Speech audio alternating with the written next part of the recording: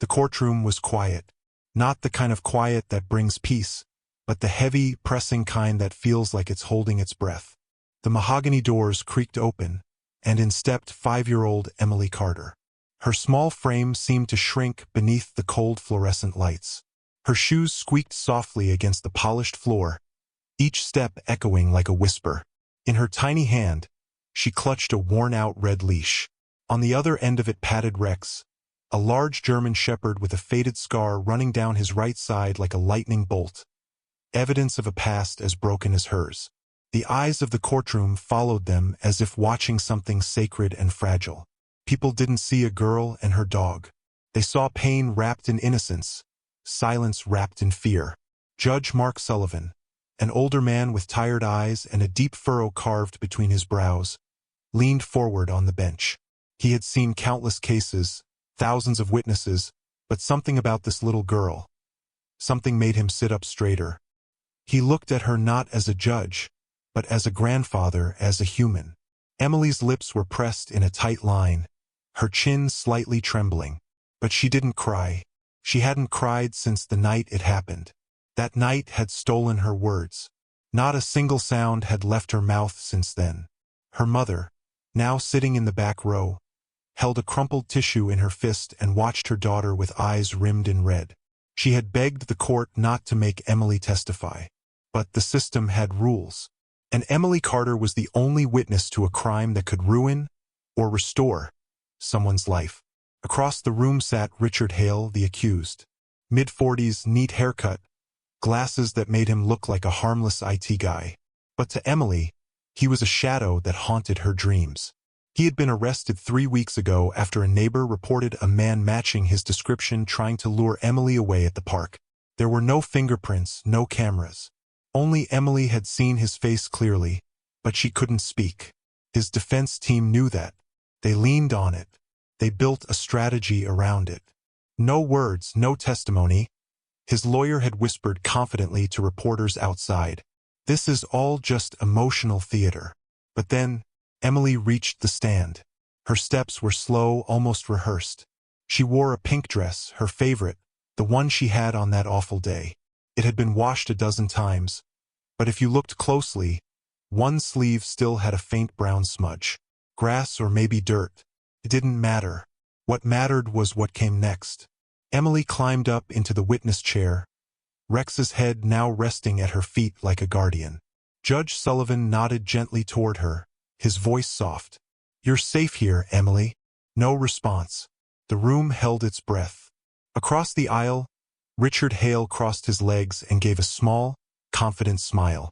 His fingers tapped the table slowly, like a man waiting for a train he knew was coming on time. But then, Emily lifted her hand. Barely. Her fingers twitched in a peculiar pattern. Just 2 quick taps of her thumb against her middle finger, followed by a tiny lift of her pinky. It looked meaningless to most, but it wasn't. It was a signal, a secret one. One she had learned during weeks of therapy. One designed just for Rex. And he saw it. Rex's ears perked up, his head lifted. Then his entire body stiffened. A low, guttural growl rolled from deep inside him. Not loud, but dangerous. Cut through the silence like a blade. The growl was not trained behavior. It was recognition. The courtroom stirred. Whispers. Frowns. People leaned forward. Judge Sullivan narrowed his eyes, watching both the girl and the dog. Something was happening. Something primal. Something real. Rex's gaze was locked, dead center, on Richard Hale. His growl deepened. The hairs on his back stood on edge. It wasn't a reaction to stress. It was instinct. It was memory. Suddenly, Hale shifted uncomfortably in his chair. His hand stopped tapping. "Order in the court," the judge said. But his voice lacked its usual edge. He slammed the gavel down harder than needed. The bang echoed like thunder. "We're taking a 15-minute recess," he said, voice low, urgent. "Now." People looked confused. Prosecutor Jenna Collins raised her brow, but said nothing. Judge Sullivan didn't explain. He just kept looking at Emily, who now had her arms wrapped tightly around Rex's neck, holding him like a lifeline. As the room began to clear, Sullivan remained seated, unmoving. He had just witnessed something he couldn't put into legal terms. But in his gut, he knew something massive had shifted, and it had started with a little girl and her silent signal. The courtroom hallway was empty now, but the echoes of whispered questions still lingered in the air like smoke. Emily sat on a cold bench just outside the double doors, her small hand buried in the thick fur of Rex's neck. Her eyes, wide and lost, stared at the tiled floor. She hadn't spoken a word, but her body screamed exhaustion. Her mother sat beside her, gently brushing a lock of hair from Emily's face. Across the hall, Judge Sullivan leaned against the wall with a storm behind his eyes. His instincts told him something wasn't right. He'd seen a lot over the years: liars, manipulators, even innocent people wrongly accused. But what he saw in that courtroom, in that dog's reaction, it was different, real, raw. And yet, they had no legal grounds to move forward based on instinct or the growl of a dog. They needed more. That's when the unexpected happened. The courtroom door opened quietly, and in stepped a man no one had expected to see. He wasn't wearing a suit. No cameras followed him. No entourage. Just a dark hoodie, jeans, and a ball cap pulled low. But even dressed down, you couldn't mistake him. Chris Evans. Captain America himself. But in this moment, there were no red carpets or flashing lights. Just a man with warm eyes and a presence that could silence a room. He didn't look around for attention. Instead, he made his way toward Judge Sullivan, who blinked in disbelief. "Chris?" the judge said, half whisper, half shock. "I know. Not your usual courtroom guest," Chris replied with a quiet smile. The judge shook his head. "What on earth are you doing here?" Chris glanced toward the bench where Emily sat, then back at the judge. "I was asked to come. Not officially. A friend told me there was a little girl who needed help. A trauma therapist I've worked with before. She said the kid had stopped talking since the attack, and the dog, Rex, had been her only anchor." Judge Sullivan exhaled slowly. "That's true." Chris nodded, then stepped closer. "I don't want to make things weird. I don't want cameras or headlines. Maybe I can sit with her for a bit." The judge studied him, eyes narrowing slightly. "Why you?" Chris hesitated, then answered honestly. "Because sometimes, someone who's been through pain doesn't need a hero. They need someone who listens. And I've been that kid. Not the same story, but close enough to understand." Sullivan didn't respond immediately, but eventually he gave a slow, silent nod. Chris approached the bench slowly, his steps soft. Emily didn't notice him at first. Her world was small now, wrapped in fur and silence. But Rex did. His head lifted, ears twitching. He didn't growl this time. He didn't move. He watched. Chris sat on the floor in front of them, crossing his legs like he wasn't a famous actor, but just another guy who didn't want to scare her. "Hi," he said gently. "You're Emily, right?" No response. "That's a really strong name," he added, voice calm. "My niece is named Emily. She's a little older than you, though. She loves painting pictures of dragons." Still no response. But Emily's fingers curled a little tighter into Rex's fur. Chris smiled. "You know, when I was little, I had a dog named Duke. He wasn't half as smart as Rex. He once chased a squirrel right into the neighbor's pool."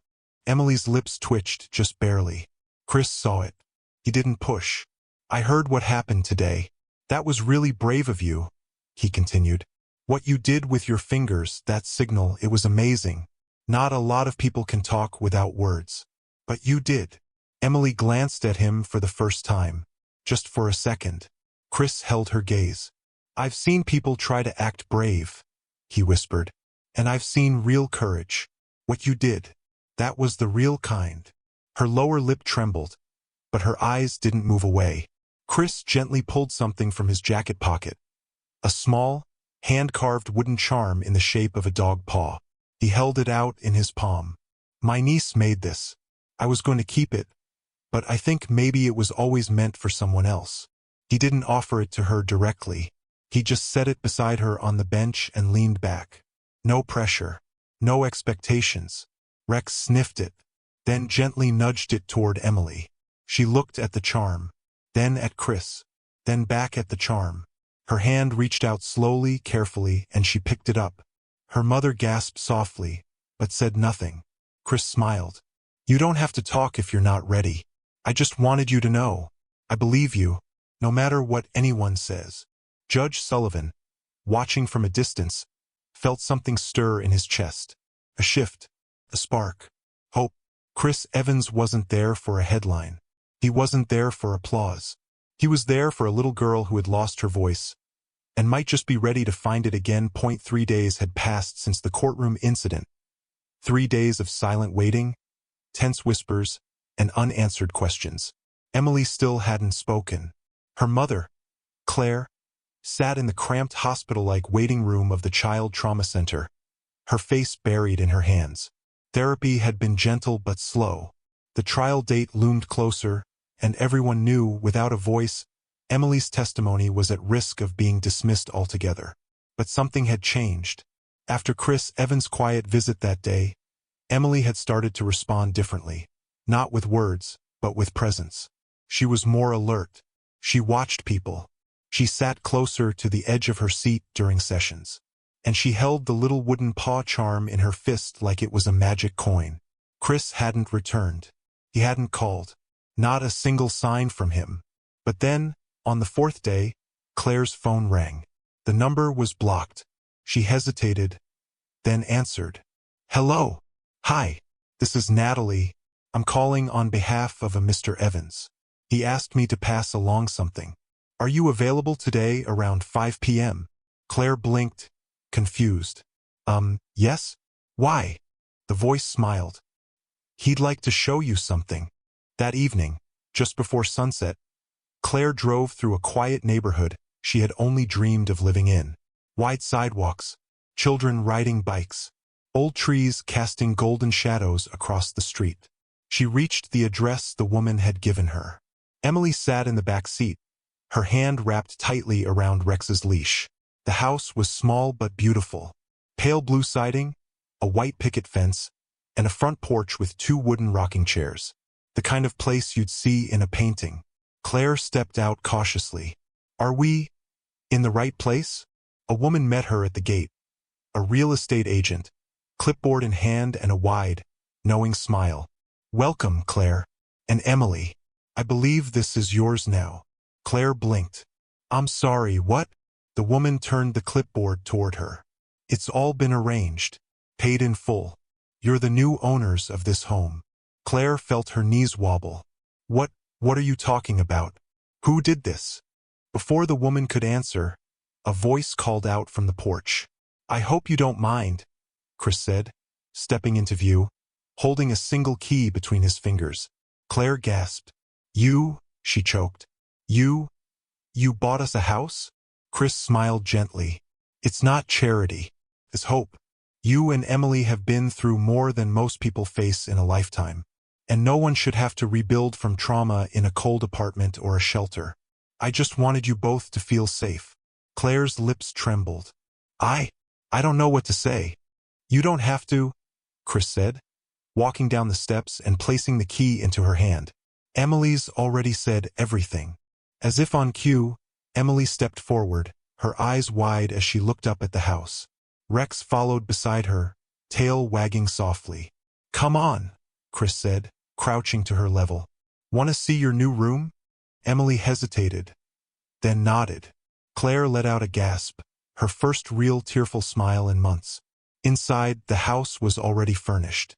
A soft couch, a small kitchen table set for 3. The scent of new paint and fresh wood floors filled the air. But the real surprise came upstairs. Emily's room was painted a gentle lavender.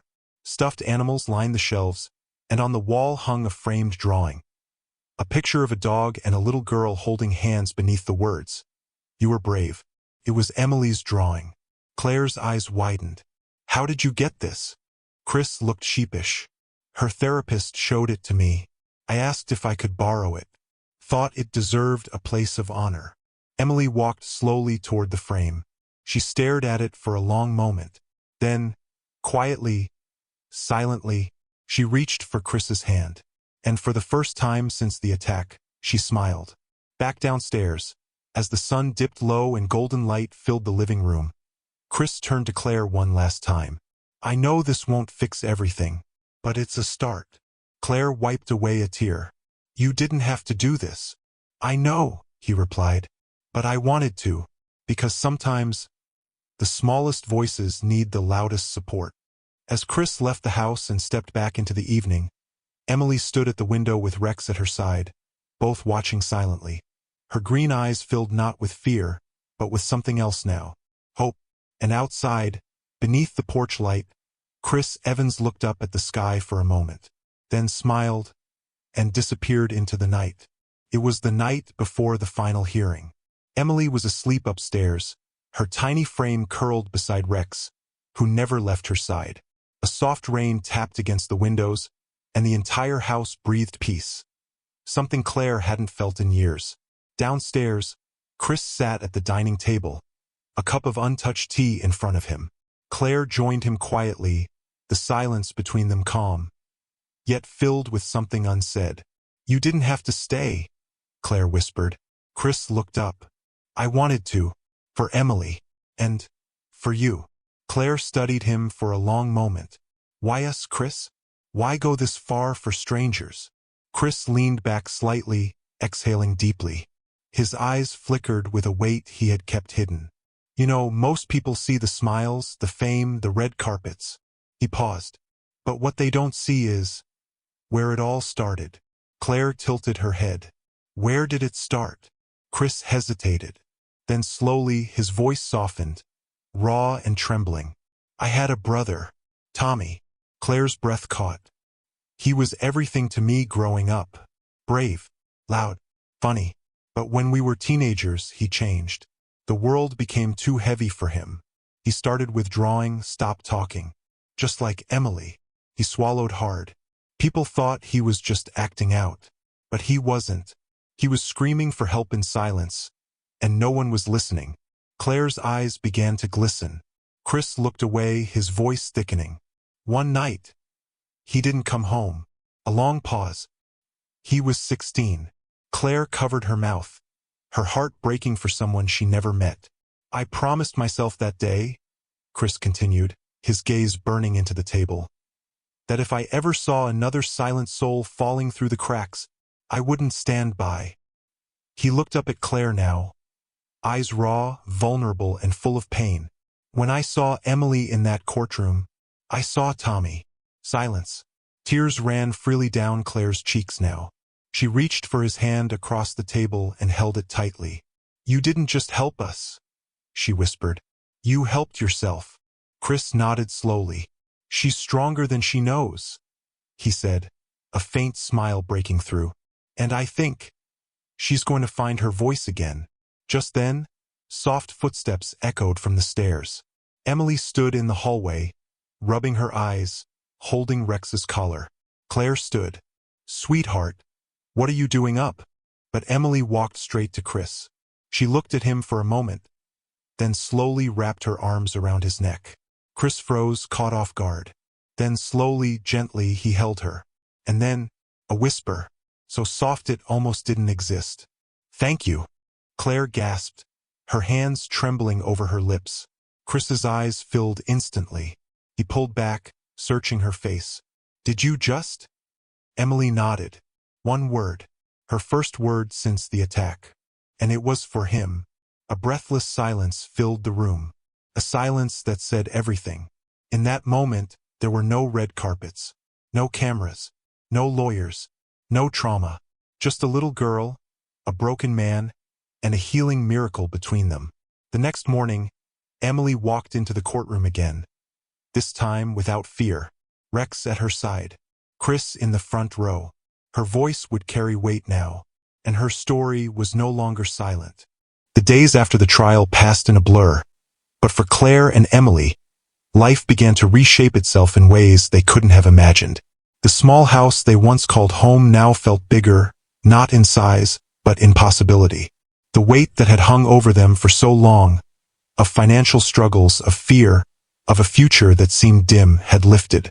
What was once a home full of anxiety now buzzed with hope and new energy. Emily's therapy sessions continued, but there was a lightness to them now. The shadow that had consumed her for so long began to fade. Her steps were steadier, her smile more frequent. And while the road ahead was still filled with challenges, the girl who once couldn't speak now had a voice that was beginning to be heard. It wasn't just the silence that had been broken. It was everything. Chris had kept his word. He didn't disappear into the background after the case. No, he had become an integral part of their lives, quietly, humbly, but in a way that meant everything. He remained in touch, checking in on Emily, ensuring she continued to feel supported. His presence was steady, like a silent promise made, then kept. And when Claire caught sight of Emily's journal one afternoon, the little girl's delicate handwriting scrawled on the pages, something beautiful and powerful stood out. One day, I want to help people too. I want to make the world better, just like Chris. The words left Claire breathless. In the span of a few weeks, Emily had gone from a frightened, traumatized girl to someone finding her strength. The kindness Chris had shown them, so selfless and unexpected, had ignited something deep inside Emily. It was more than just gratitude, it was inspiration. It was a seed planted in a heart that was finally healing. As Claire read the entry, her phone buzzed on the table. It was a message from Chris. I think it's time for you both to take a trip. A new chapter awaits. You've earned it. The message was a simple one, but the timing, the tone, everything about it, told Claire everything she needed to know. For the first time in a long while, she felt something that had long seemed out of reach. Hope. Emily and Claire boarded the plane the following week, heading to a small town by the sea. A place Claire had always dreamed of visiting but never thought possible. It wasn't just the change of scenery that was so transformative. It was the space to breathe, to exist without the heaviness of their past. For the first time in years, Claire felt like she could exhale. And it wasn't just the vacation. It was the new beginnings that awaited them. As they walked along the beach one evening, Emily's hand in hers, Claire looked out at the horizon. She realized that, through everything they'd endured, through every tear, every sleepless night, they had finally found peace. But more than that, they had found each other. Chris's kindness had altered their course forever, and in doing so, had shown them that a single act of compassion could change the world in ways they couldn't have anticipated. Not just the world of those receiving the kindness, but the world of those who were brave enough to give it. Claire whispered to herself, the words soft but firm. Sometimes, one person can change everything. Sometimes, one person can save you. As the sun set over the ocean, casting a golden glow over the sand, Emily ran ahead, her laughter carried on the breeze. Rex bounded beside her, tail wagging happily. And Chris, he was still a part of their world, even from afar, a reminder that kindness is never just about what we give, but about what we inspire in others.